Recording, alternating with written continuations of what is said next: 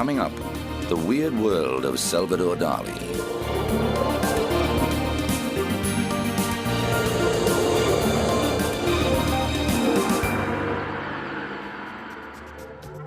The name Dali has become a synonym for the fantastic and the absurd, an immortality that delighted quirky artist Salvador Dali.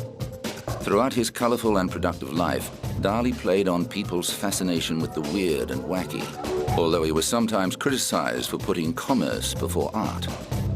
Born in Spain in 1904, young Dali displayed a precocious artistic talent and was only 14 when he held his first exhibition.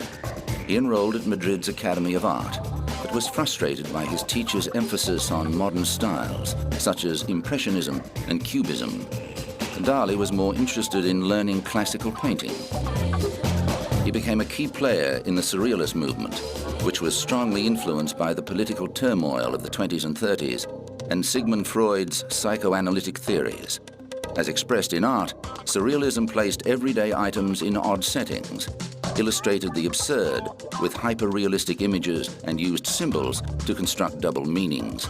When Dali embraced the fascist dictatorship of Spain's General Franco, his fellow left-leaning surrealists accused him of betraying their ideals and expelled him from the movement. Nevertheless, the public continued to view Dali as the foremost surrealist artist. Gala, his wife, muse, and manager, helped Dali court publicity and encouraged him to turn his hand to a range of artistic media.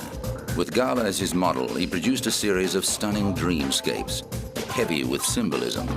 Gala was also the model for Madonna of Portliga, a post-war work that fused religious imagery with the disintegration of matter caused by radiation. Dali called the style nuclear mysticism. It was born from his renewed interest in Catholicism and fascination with the atomic world. The painting Crucifixion also combined these elements. This masterpiece was the first work painted in a classical style using a cubist formula. The artist also collaborated with Walt Disney on an animation and designed a key set for Hitchcock's psycho thriller Spellbound. He constantly courted public attention, and audiences were fascinated by his oddness.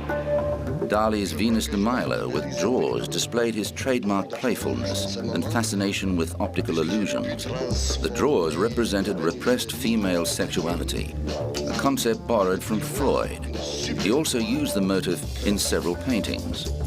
Dali's self-promotion was resented by some of his fellow artists, who disliked the way he peddled his art to the world at large. Surrealist leader André Breton was particularly critical.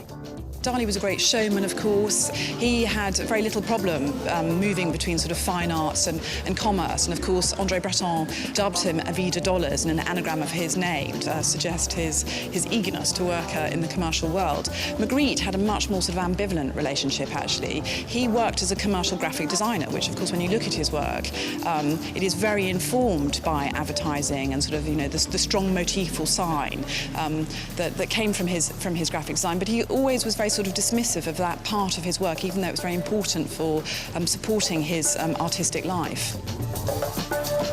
Like his paintings, Dali's sculptures are both visually stunning and supremely odd. They include the wood and satin Mae West lip sofa and a series of functional lobster telephones. Dali created more than 1,500 paintings throughout his career, as well as book illustrations, film and theatre set designs, furniture and sculptures. He died in 1989. Although the Surrealists cast him out of their movement, Dali had his own provocative opinion about his style. He once said, "The only difference between me and the Surrealists is that I am a Surrealist."